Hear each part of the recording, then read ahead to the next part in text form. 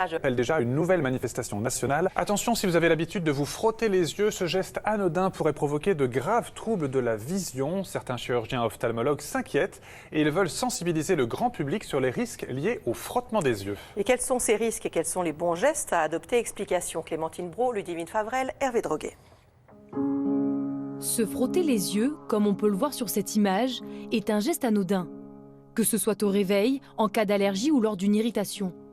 Pourtant, ce geste n'est pas sans risque et peut entraîner de graves troubles de la vision, comme l'apparition d'un kératocone.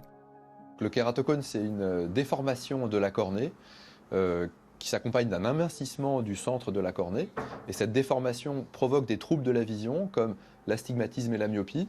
Pourquoi? Parce que la cornée, c'est le premier élément de l'œil que la lumière rencontre avant de pénétrer les tissus oculaires et d'aller impressionner la rétine. Et si la cornée est déformée, l'image va tout simplement être brouillée. Exercer une pression mécanique répétée et intensive sur les yeux pourrait être la principale cause de cette maladie. Car ce simple geste suffit à modifier la forme de la cornée.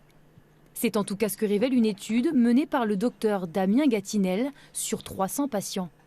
Tous avaient cette fâcheuse habitude, il serait désormais préférable de la bannir. Les gestes qui sont à éviter sont les gestes qui font intervenir les parties dures des doigts, c'est-à-dire les phalanges. Donc, les gestes qui consistent à malaxer les yeux en appuyant avec les parties dures ici sont vraiment les gestes à proscrire totalement. Et pour vous donner un ordre d'idée, la cornée c'est 1/2 millimètre d'épaisseur.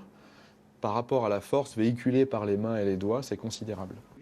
Le port de lentilles ou de lunettes adaptées peut suffire à améliorer la vision. Mais dans les formes les plus graves de la maladie, une greffe de cornée peut être envisagée.